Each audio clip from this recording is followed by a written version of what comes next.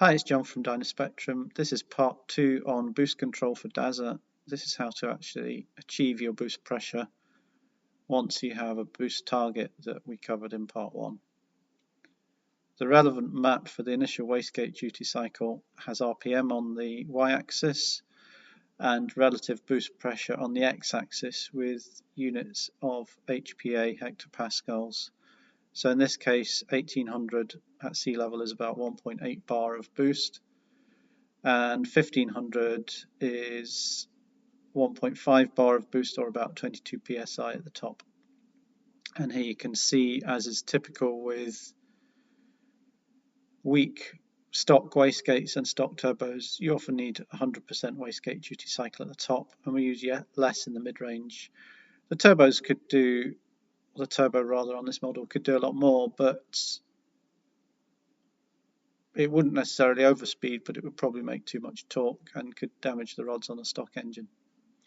So 60–70% is quite typical on a stage 1 or stage 2 car to get this type of boost. You can use more or less depending on your needs and how much torque you think that the rods can take.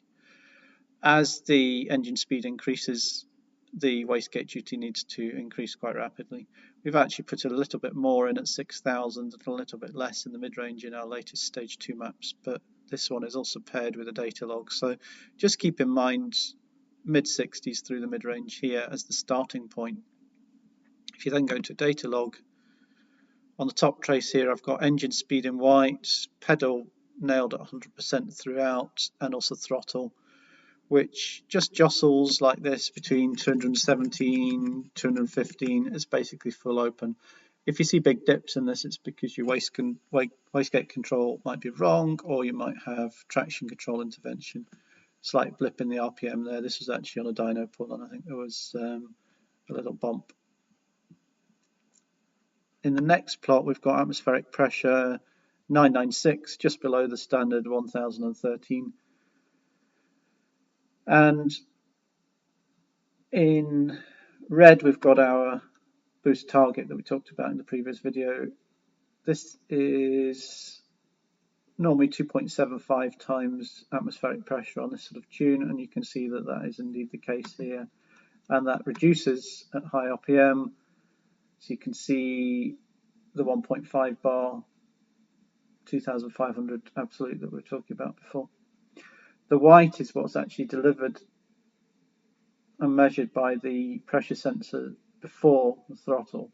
So this is typical control here, where you get a very, very slight overboost, about 1 psi there, and sometimes you get this slight reflection of a little underboost just as it grabs control over it. This can be slightly better, it can be a lot worse. If you try and aim for it as a flat ruler line, you may have a dulled response where the boost will come up later. If you're too aggressive to try and get it really quick onto it, you can actually set up oscillations. This is not the best, it's not the worst example, but you can see after the initial almost critically damp response, you lock onto target here, and then the closed loop control system keeps it there all the way through. At the bottom you can see the wastegate duty cycle here, 100% to try and get the turbo to spool up.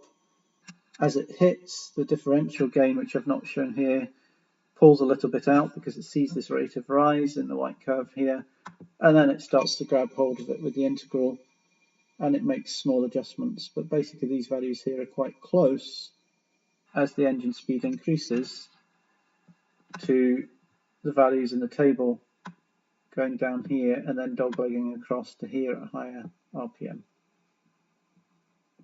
Thank you.